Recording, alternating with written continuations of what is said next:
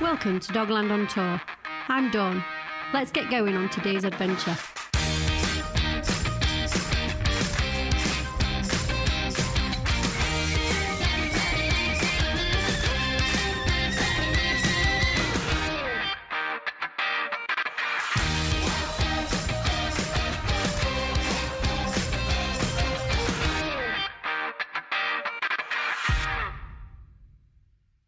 Hi guys, on today's podcast we're talking to Sue Smith, who's a dog groomer and a judge at the very famous Crufts. And today we're in Birchover at Sue's home, which is very idyllic, I must say. So Sue, tell me a bit about you and what you do. Well, I'm a retired dog groomer, and I do a lot of judging at championship dog shows, and I do a lot of showing my dogs. And what dogs have you got? I have Pomeranians. Pomeranians, that sounds posh. They are posh. Tell me a bit about the dogs then, what are they like? They're like the king of the toy dogs. King of the toy dogs? King of the toy dogs, yeah. That's what they're classed as. And they're like a little ball of fluff. Good job you're a groomer then. Yeah, it is a good job I'm a groomer, yeah, because they take plenty of grooming. Yeah, I should imagine when you're so. preparing them for a show, they take lots of grooming. Yeah, and have your dogs won any of the shows? Yeah, I've to make up a champion, you have to get 3 challenge certificates. Right. And I've won over 100 challenge certificates. Wow. Wow.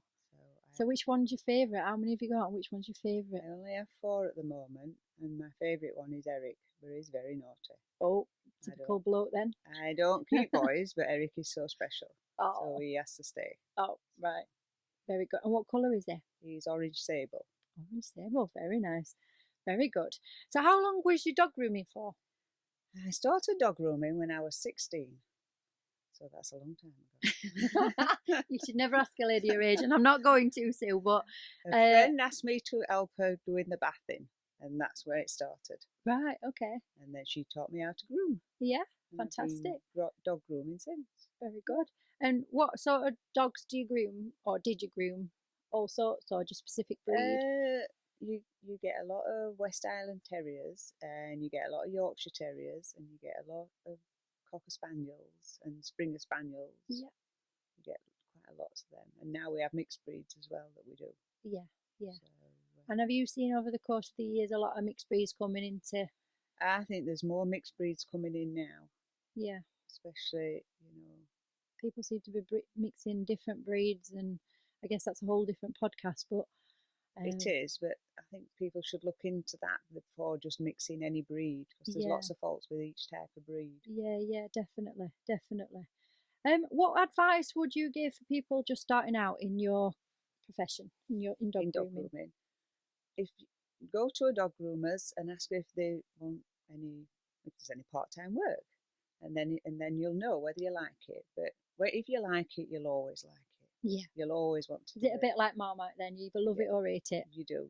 You'll know whether you like it straight away. Yeah. I can remember, Sue, back in the day when I did a bit of volunteer bathing for you. And you also did cats as well.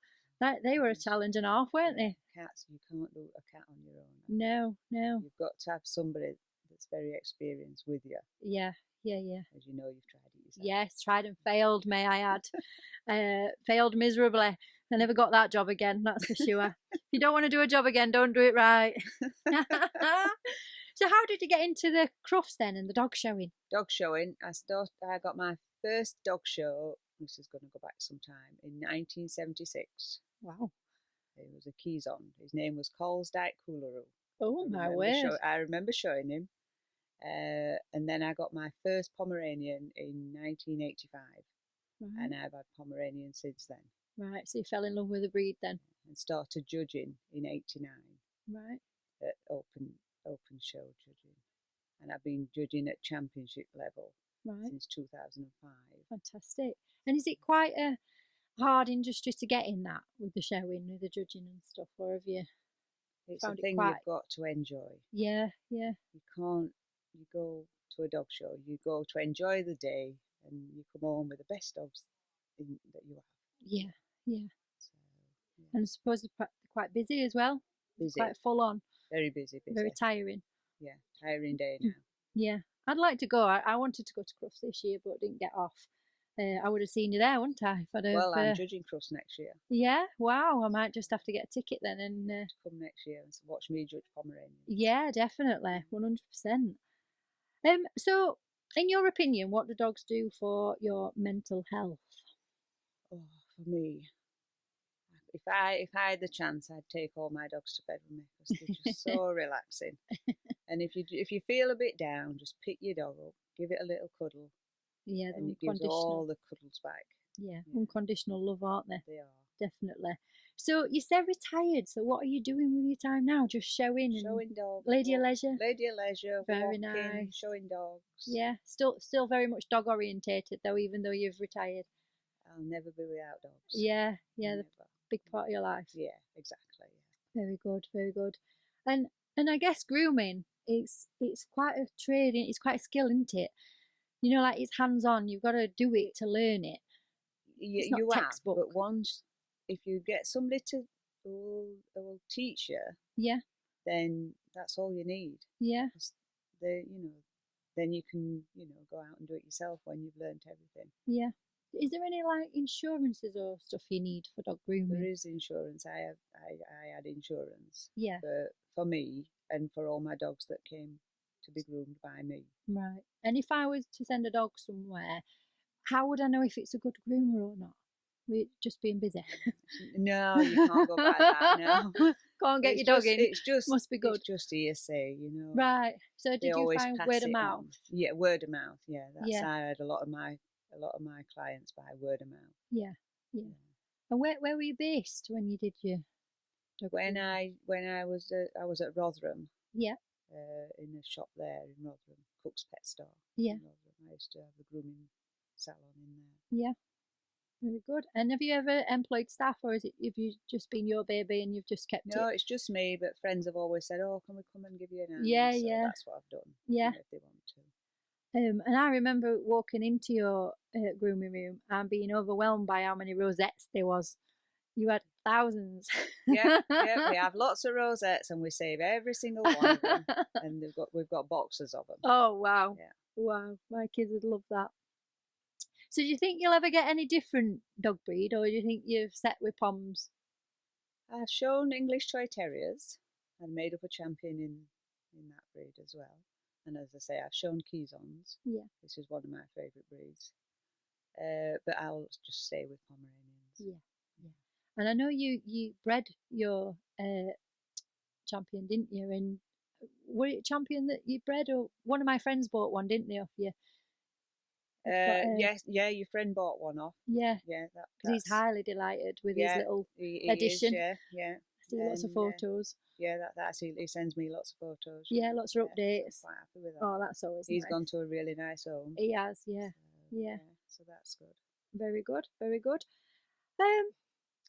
Well, I do daycare and dog boarding, as you know, and we've got a groomer on site now that's Emma from Dapper Dogs, and she's very much a different type of groomer in the respect that she uses our facilities to chill them out first before she grooms them. Oh, that's a good idea. So she only grooms 4 a day, I think it is, but sometimes that's all. That's what a good groomer needs. That's all they need. Yeah, she's quite happy, fussing the dog, relaxing the dog, then enjoying grooming it, and then obviously the dog goes home with no stress. And the transformation that I've seen in some dogs where she couldn't even get a lead on it when she brought it into play barn, and then by the end of it, it's a immaculately groomed dog and so chilled out, and owners are like, how the hell have you done that? A lot of dogs will really bond with the groomer. Yeah. And when they come to the groomers, they're like, oh, I'm here, I'm excited. Attention. Yeah. And she's doing really well, and I've told her all about you.